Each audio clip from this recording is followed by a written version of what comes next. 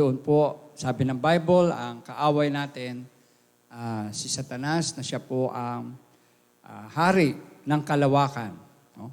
Is the principalities, prince of the air. Ayan. At sa umagang ito, ayan po, connected yung ating topic sa ating pong napanood na yun. But before we continue, let's all bow down our heads and let us come to the Lord in prayer.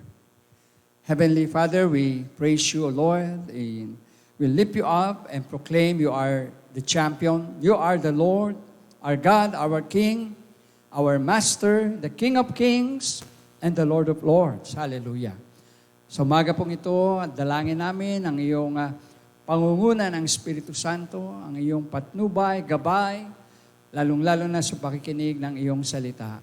Hayaan mo, Panginoon, na mabuksan ang aming puso, ang aming mga isipan, ang aming mga espiritu upang malaya namin na maunawaan at matanggap ang iyong salita. Alisin mo, Lord, ang lahat ng hadlang ng kaaway, lalahanin anumang problema, mga suliranin na bumabagabag sa amin in the name of Jesus, Lord. Ito pa yung pawiin at bigyan mo kami, Panginoon, ng bukas na puso at bukas na espiritu, Panginoon. Pagpalain mo ang iyong salita at patuloy na ito, Diyos, ay magbiging pagkain ng aming kaluluwa sa umagang ito. At lahat po ng papuri, parangal, nais namin balik sa iyo sa matamis na pangalan po ng Panginoong Hesus. Po aming dalangin, ang lahat po ay magsabi ng Amen. Amen. Palapakan natin si Lord, minsan pa. Hallelujah. Hallelujah, hallelujah. Ang ating pong topic this morning ay pinamagatan pong War in Heaven, the Woman and the Dragon. War in Heaven. No? Kala natin, ang labanan o ang gera ay nangyayari lang dito sa lupa. In which, sa ngayon, alam natin, ang Israel ay nasa pakikipaglaban. Amen. Tapos na ba ang labanan sa Israel? Hindi pa, di ba? As of now, ay meron pa ring patuloy na pakikipaglaban ang bayang Israel. At sa ating pong pag-aaral, makikita natin kung paano nagsimula ito pong nangyayari na labanan sa Israel ngayon. Kung ano ang pinagmulan nito at kung paano ito matatapos. So, war in heaven. No? The woman and the dragon. Ang ating pong Bible text ay matatagpuan sa Revelations chapter 12. No, ito po ay buong chapter. At mamaya ay titingnan natin ang ilang mga talata rito. But as an introduction, sabi po, the war in Israel that we are seeing right now did not begin in our generations. No, yung iba kala, ngayon lang nagkaroon ng gera sa Israel. It can be traced down po back from the beginning of time. Ang labanan palang nangyayari ngayon sa Israel na gera ay hindi lang sa ating pong henerasyon o panahon, kundi ito ay sa pasimula pa lamang ng panahon. At ito po ay particularly nag-start in heaven. Sabi niyo sa heaven. Sa langit, mga kapatid. This war all began in heaven according to the Revelation chapter 12. And it is continuing now, nagpapatuloy siya ngayon as we speak, and will continue up to the return of our Lord Jesus Christ. Ito'y magpapatuloy hanggang sa pagbabalik po ng ating Panginoong Hesukristo. Now let us examine the Bible and see how this war started in heaven and then continued on earth and will end up on the return of our Lord Jesus Christ. Dito po sa Revelations 12, the Bible mentioned a woman who is pregnant and about to give birth. Sa isa raw pong babae, na malapit na manganak, at siya ay manganganak ng isang lalaki. No? Sa Bible, sa Revelations 12, ayan, dinescribe po ron yung woman na manganganak na siya. At sabi po ron, the woman was clothed with the sun, with the moon under her feet, and a crown of 12 stars on her head. Dito po sa Revelation 12, marami ang iba't iba na naging interpretasyon ng mga tao. No, meron nagsasabi, ano raw yan? Si Mama Mary daw yan. Meron tayo minsan nakita ang picture niya na merong 12 stars sa ulo. No? May nagsasabi namang iba na siya ay Diyos. Diyosa sa India. No? Marami ang nag-interpret nitong Revelations chapter 12. Pero sinasabi po, kung babalikan natin ang scriptures, Bible, sa Genesis chapter 37 to 50, ay makikita po natin, we hear the story of Joseph, who had a dream about 11 plants bowing down to him, and also 11 stars bowing down to him, and the sun and the moon, which is perhaps his mother and father, and the 11 stars referring to his 11 brothers. So sa scriptures po, mayroong binanggit na si Joseph nung araw, nakapanaginip po siya, na una-una yung kanyang mga kapatid na 11, meron silang mga trigo sa bukid at lahat yun ay yumuko sa kanyang harapan. Nung kwento po niya yung sa kanyang mga kapatid, dahil po siya ang pinakabunso, nagalit yung mga kapatid. At parang insulto sa kanila yon. Sino po mga bunso dito? Amen? Kung kayo ay bunso at subukan nyo magkwento sa inyong mga kuya at ate, na sila ay parang susunod sa inyo, matutuwa kaya sila? Hindi, di ba? Kasi sa kultura natin, ang bunso ang sumusunod. Tama ba? Hello? Ang bunso ang sumusunod sa mga nakatatanda. Pero si Joseph, nagkwento siya na yun daw mga kapatid niya, someday ay magbabow down sa kanya. And then another dream na naginip uli siya. And this time, yung mga, dun sa panaginip niya ay merong 11 stars bowing down to him, at pati daw yung araw at buwan, yumuko sa kanya. Narinig ng nanay at tatay niya. So hindi lang yung mga kapatid ang nagalit, pati yung kanyang nanay at tatay. So sabing ganoon, pati ba kami ay yuyuko sa iyo, sabi po ng kanyang mga magulang, no? And this is only one of the references in the Bible that mentions about the sun, the moon, and the stars. At yun po yung dinescribe dun sa babae na malapit ng mga anak. Na meron siyang stars sa kanyang ulo. So as one of the references, no, ito ay connected sa Genesis. At ang interpretation po dito, ika-cut short ko na kasi medyo mahaba po ito kung pag-aaralan natin yung theology. But the interpretation would be na yung pong babae na malapit na mga anak is the nation of Israel. Sabi niyo, Israel.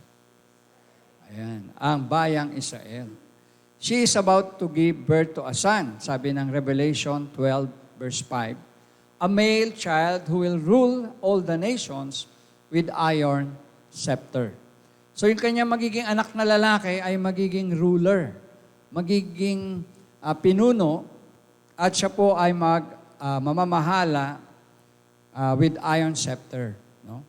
Na kamay na bakal. The son being mentioned here, alam naman po natin kung sino po yung tinutukoy dyan sa Bible, na mag-rule one day, ito po ay wala iba kundi ang ating Panginoong Jesucristo, the Lord Jesus Christ. Jesus Christ is the Messiah, the King of Kings, and the Lord of Lords. Amen po ba? So, yung pong war in heaven, the war broke in heaven, sabi sa verses 7 to 12, no? Nakipaglaban si Michael. Michael and his angels fought against the dragon and his angels. So si Satan at that time ay anghel pa. At alam niyo yung pangalan niya noong araw ng anghel siya. Siya po ay si Lucifer. Sabi niya, Lucifer. Yan ang pangalan ni Satanas bago siya naging diablo o demonyo. Siya po ay si Lucifer at sabi, nakipaglaban siya sa langit, no? nakalaban niya si Michael at ang angels. So si Lucifer, meron din followers, meron din siyang angels. So naglaban sila doon sa langit.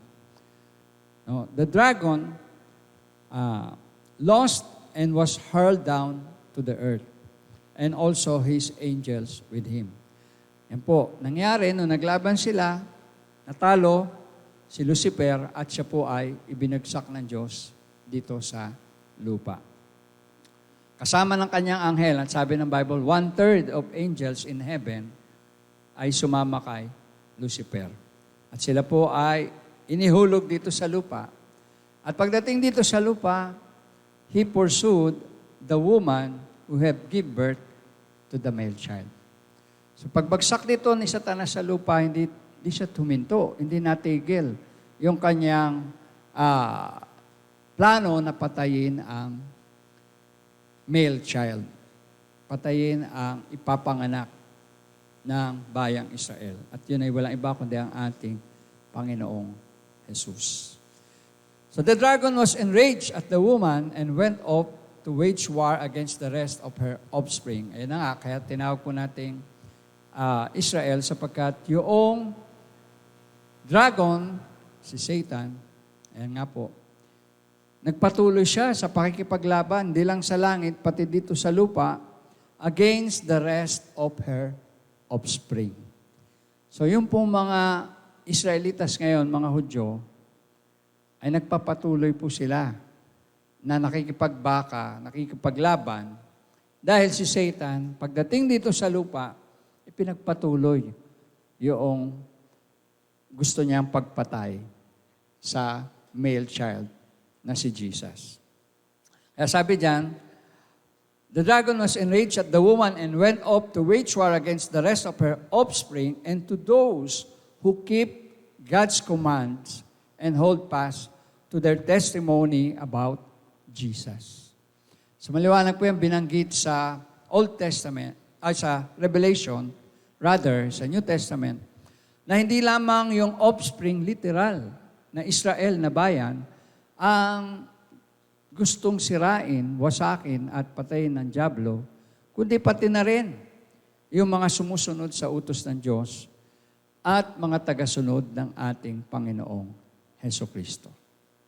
Kaya bilang Kristiyano, andiyan ba kayo? Nakakaranas tayo minsan, di ba, na mayroon tayong mga mabibigat na problema.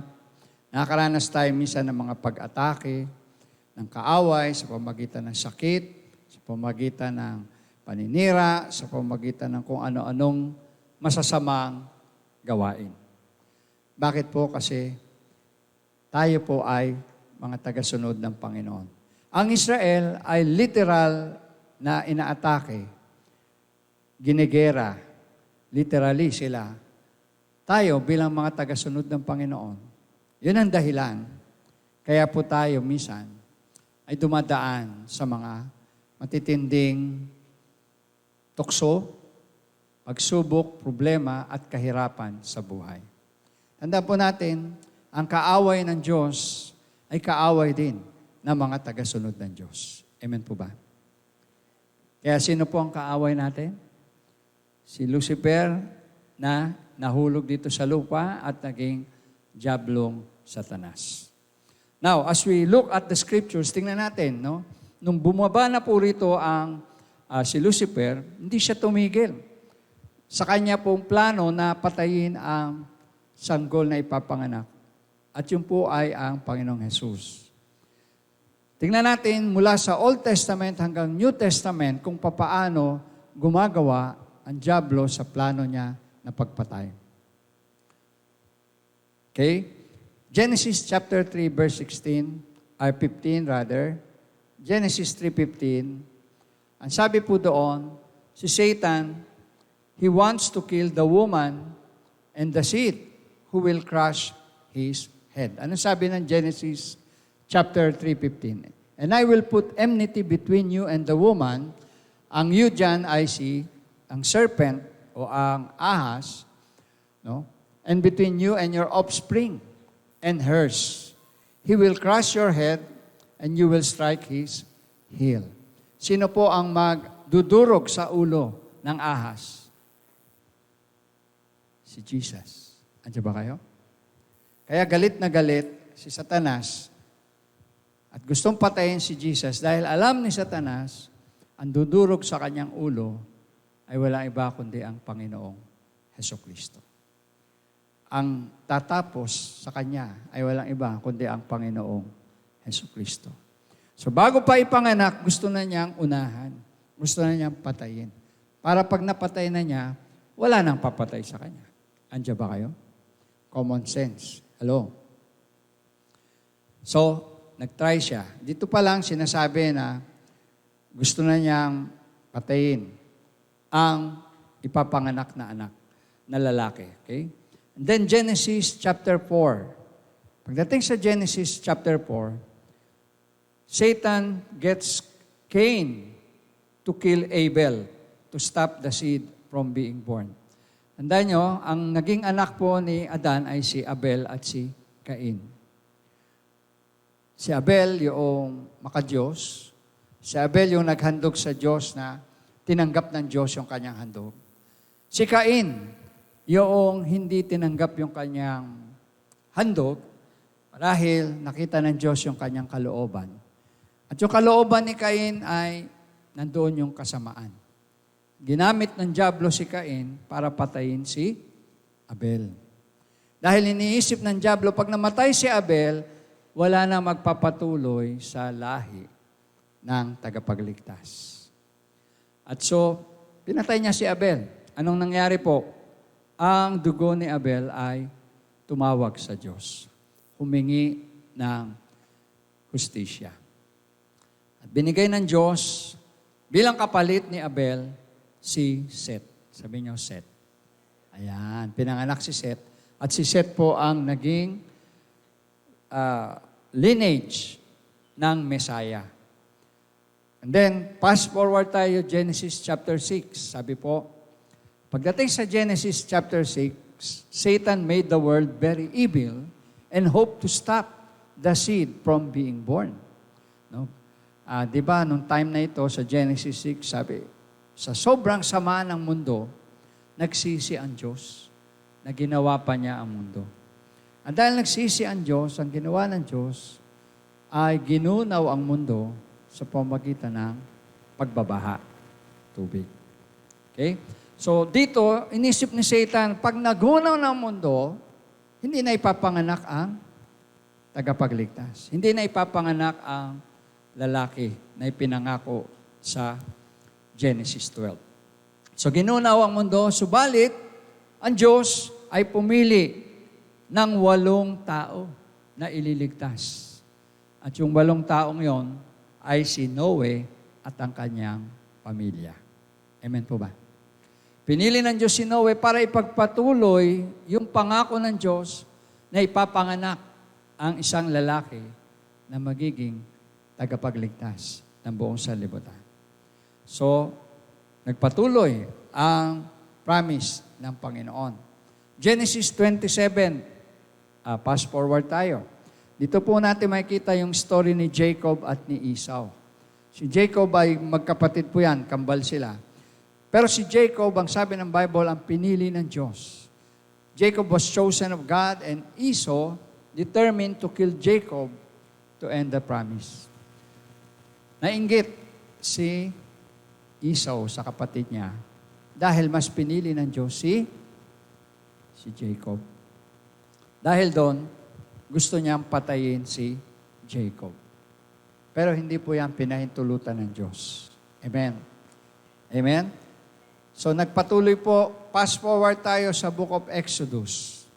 Pagdating sa book of Exodus chapter 1 verses 15 to 22, ayan, kung natatandaan niyo, panahon po ito ni Moses, nung pinanganak si Moses. Ang paraon po ay nag-utos sa lahat ng mga midwives na nagpapaanak sa mga Israelitang babae, na kapag ang pinanganak ay lalaki, patayin ang mga batang lalaki. Kill them and kill them all. So, ginamit po ni Satan ang paraon para patayin yung mga anak na lalaki, hoping na isa doon ang lalabas na tagapagligtas na ang Panginoong Jesus. So, nung time na yun, marami pong namatay na mga anak na lalaki. Because Satan is trying to stop the birth of the child and the coming of the Messiah. Fast forward po tayo uli sa 1 Samuel chapter 18, verses 17 to 27. Si Haring Saul, kung natatandaan nyo, ay gustong patayin si Haring, o si David. Batang si David, hindi pa hari si David at that time. Diba? Gusto siyang patayin. Inimbita siya, kumain. Habang kumakain sa hapagkainan, sinibat ni Haring Saul si David. Mabuti na lang, hindi siya sharpshooter. Amen. Hindi niya tinamaan si David. O nakaiwas marahil si David. Hindi namatay si David. Sabi po ron, Saul wants to kill David, and if ever David was killed by Saul, the promise that the Messiah would come from the lineage of King David will be forfeited. Tanda natin, si Jesus ay nagmula sa lahi ni Haring David. Amen po ba? Gusto patayin ni Saul si David. At sinong umuudyok sa kanya? Ang diablong Satanas. So hindi pa rin siya nagtagumpay doon, kaya nagpatuloy pa rin. Pagdating sa 2 Kings chapter 11, verse 1, meron pong babae doon na ang pangalan ay si Atalia. Siya po ay nanay o mother of Ahaziah. Nung namatay yung kanyang anak na si Ahaziah, siya po, gustong maghiganti. No? Kaya ang ginawa po niya, she proceeded to destroy the whole royal family. Pinapatay po niya lahat ng mga maharlika na pamilya, no, sa Judah. So she decides to kill the entire royal blood of Judah.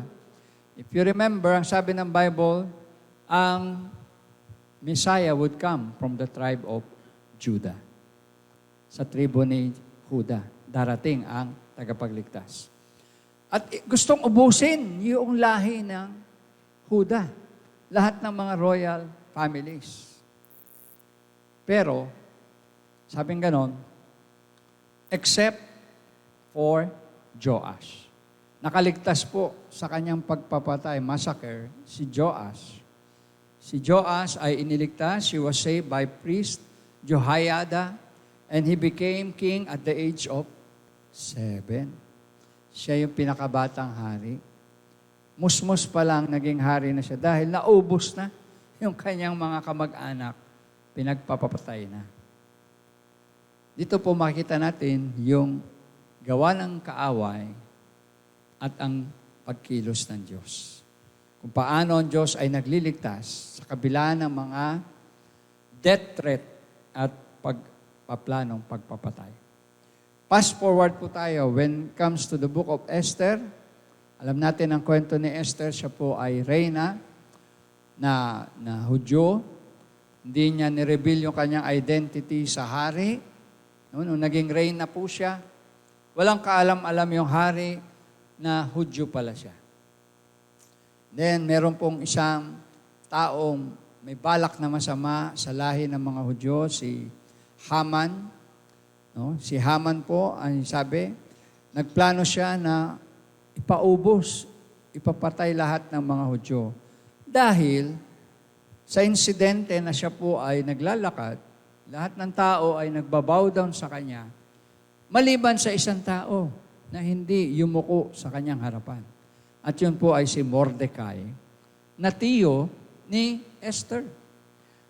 At nung pinatanong, bakit hindi yumuyuko, ang sabi ni Mordecai, iisa lang ang kanyang yuyukoan at ibabow down. At yun ay ang Diyos ng Israel. Dahil doon nagalit si Mordecai. At lumapit siya sa hari at humihingi siya ng suporta ng hari na ipa-wipe out ang lahat ng mga Hudyo sa kanilang lugar. Again, ginamit ni Satan si Haman upang ubusin ang lahi ng Israel. At alam natin, si Esther ang ginamit ng Diyos. Esther saved the Jews from the evil plan of Haman to annihilate all the Jews. Dito po nagsimula yung tinatawag na the spirit of anti-Semitism. Sabi nyo, anti-Semitism. Ayan. Ito po ang anti-Semitism, ito po yung gustong mag-wipe out. Itong spirito na gustong burahin sa mundo ang bayang Israel.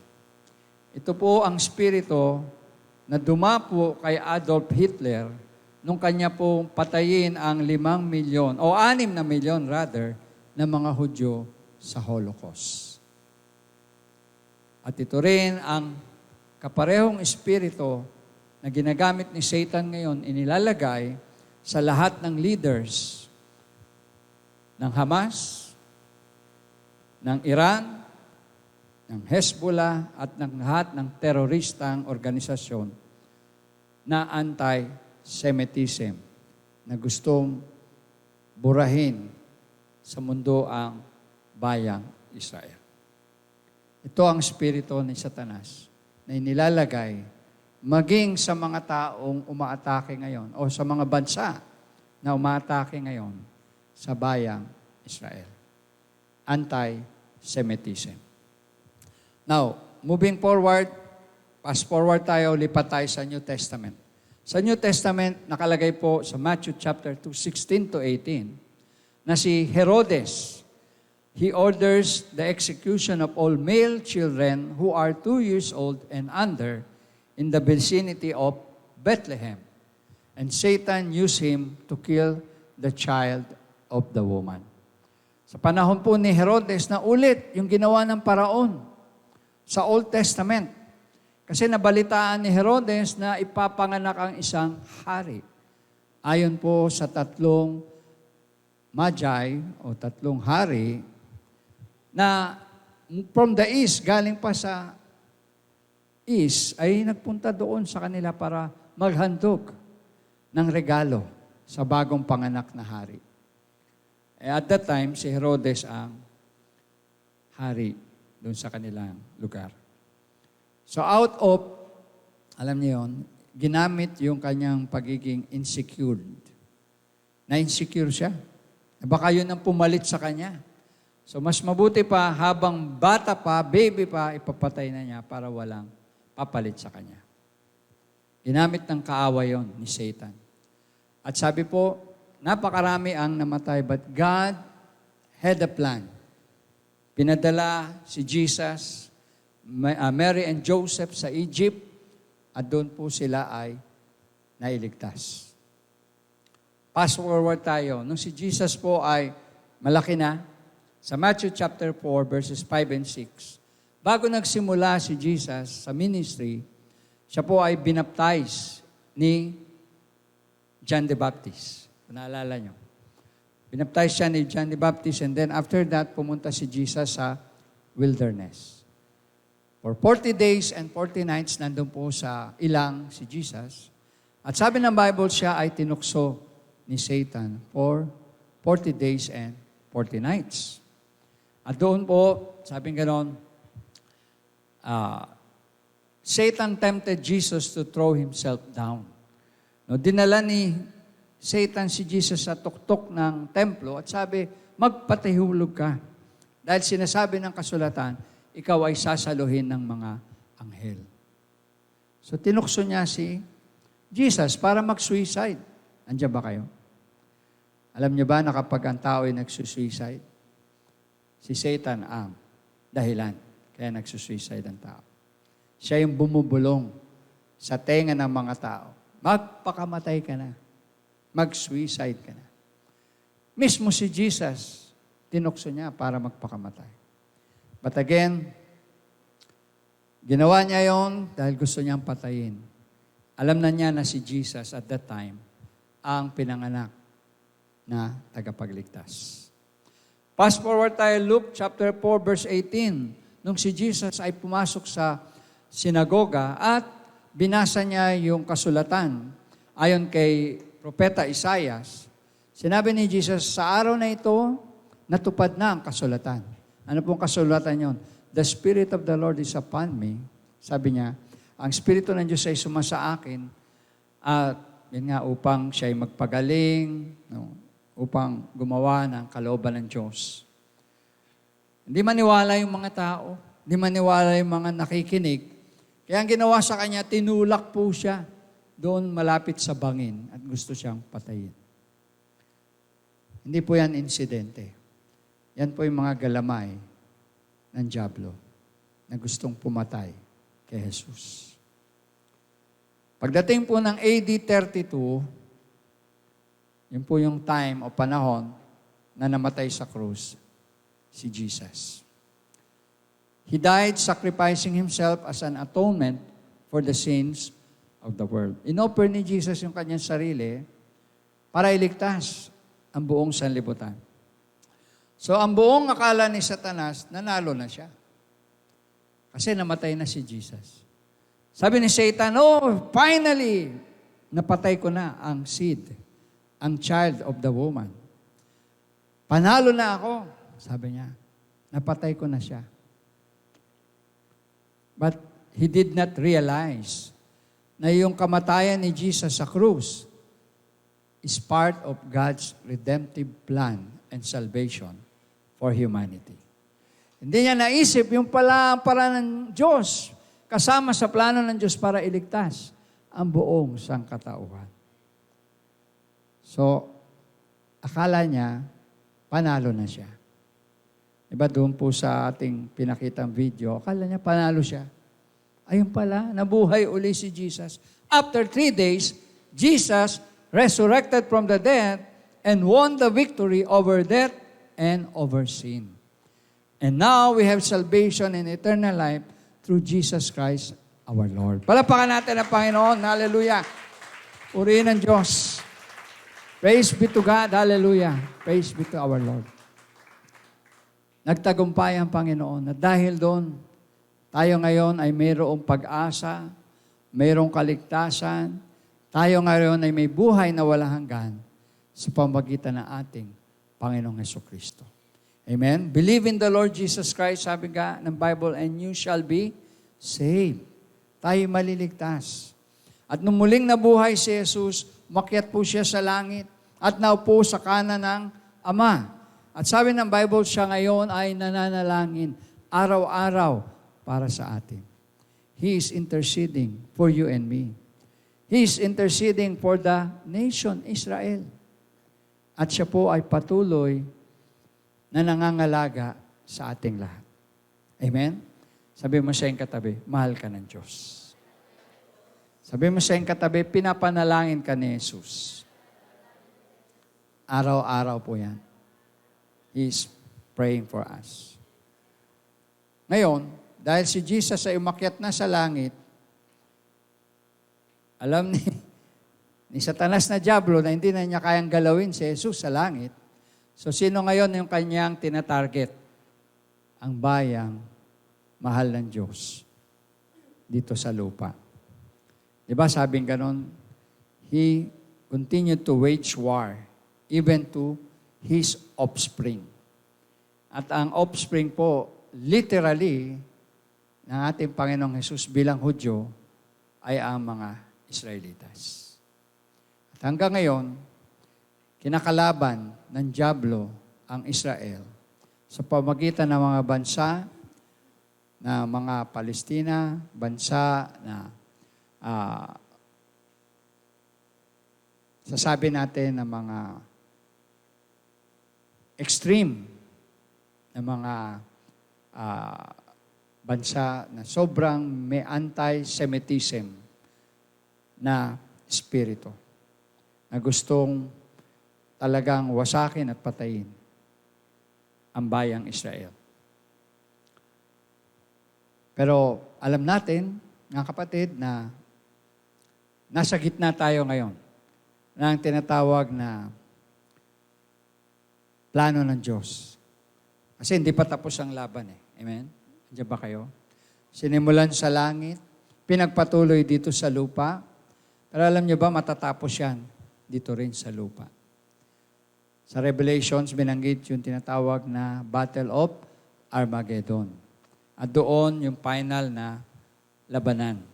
So itong labanan ngayon, mababasa rin po natin sa Bible, sa Ezekiel. No? At yan ay pasimula ng war sa Ezekiel 37, 38, and 39.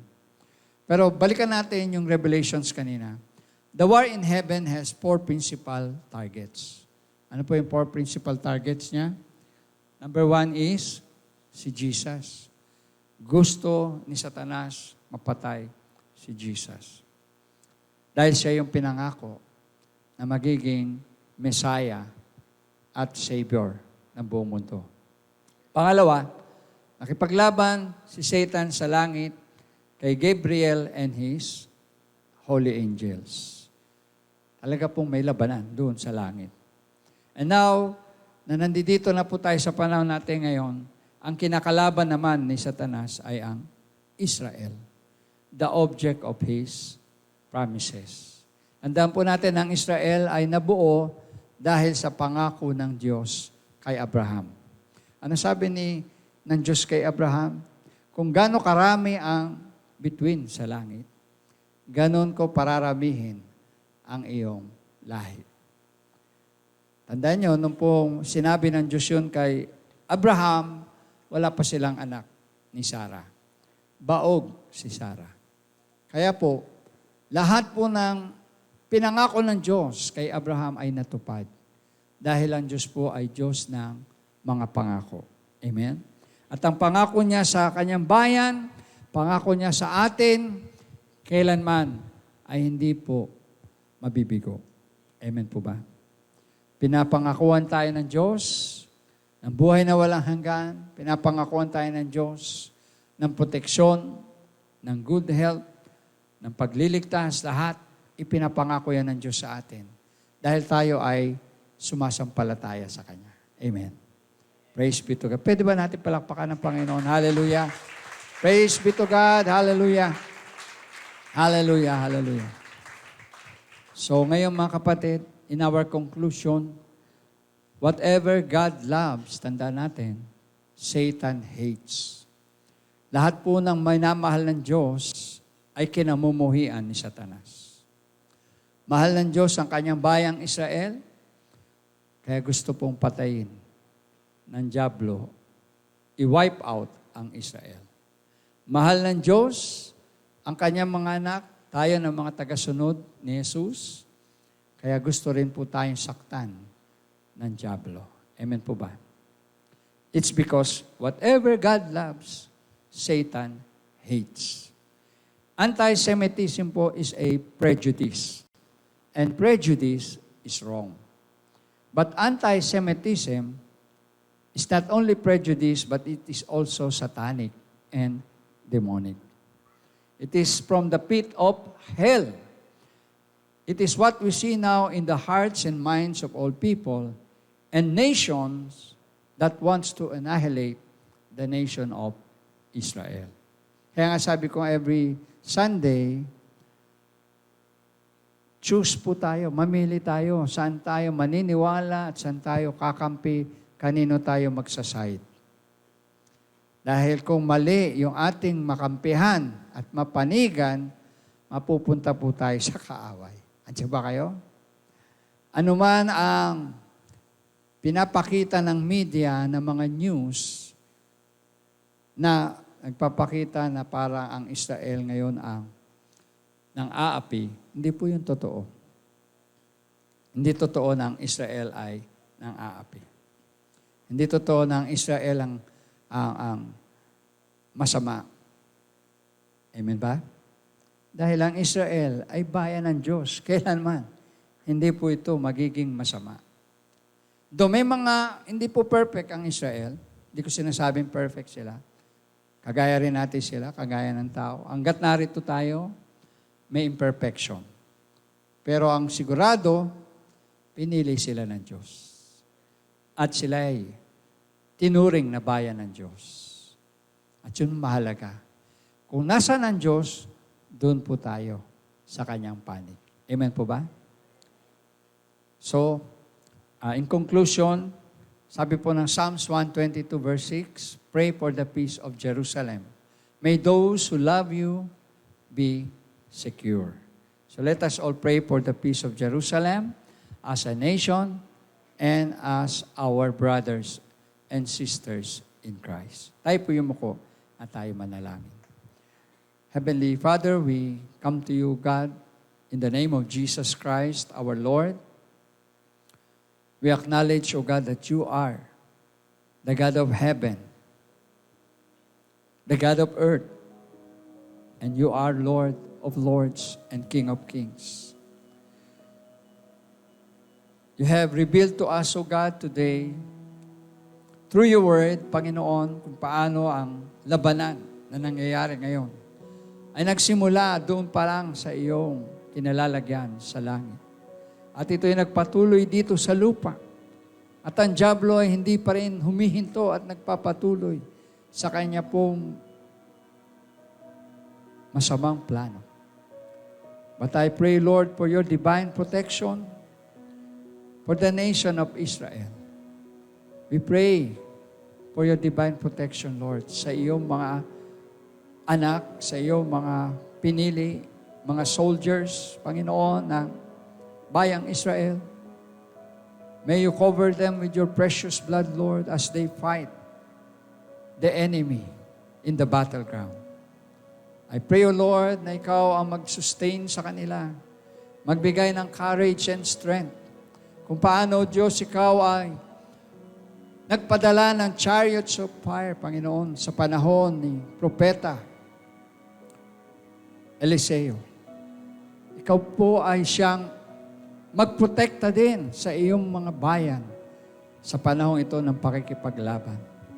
I pray, O Lord, that your divine protection and your divine will shall be done, O God, in the nation of Israel. We, as your called out people in Jesus Christ, pray for our brothers and sisters in Israel. We pray for the peace of Israel, Lord. We pray, O God, na ikaw ang tumapos sa mga masasamang ginagawa ng dyablo. We pray that in the name of Jesus, Lord, all the massacre, the killings will stop. All the evil plans will stop in the name of Jesus Christ, our Lord. And we declare, O Lord, that Jesus is Lord over all the earth. Jesus is Lord over Israel. Jesus is Lord over the United Nations. Jesus is Lord over all the earth. Hallelujah. Lord, we give you thanks and praise. And we believe, O God, that in the end, you are the victorious. You are the champion, O God. Hallelujah. And we give you praise and thanks for all that you have done and that you are continually doing right now. We put our faith and trust in you, Lord, and believe that everything will be okay because we are trusting you. And as for us, as a church, I pray, Panginoon, na patuloy mo kaming gabayan, pangunahan, turuan, O Diyos, ng iyong mga salita. Patuloy mo kami, Panginoon, na i-lead, Panginoon, sa iyong kaligtasan. Patuloy mo kami, Panginoon, na tulungan na maging mabuting Kristiyano, mabuting tagasunod ng Panginoong Hesukristo. Sa aming mga gawain, sa aming tahanan, sa aming mga trabaho, kami ay maging patotoo ng Panginoong Jesus. Lumiwanag nawa ang liwanag ni Kristo sa aming buhay. Let your light shine upon us, O God, that they may see your good works, that they may see the good works in our lives and glorify God in heaven. We just thank you and praise you this morning, Lord. I pray that you bless your people. In the name of Jesus Christ, our Lord and Savior, we pray. Everybody say, Amen and Amen. God bless everyone. God bless po sa ating lahat. Purihin ang Panginoon. Amen.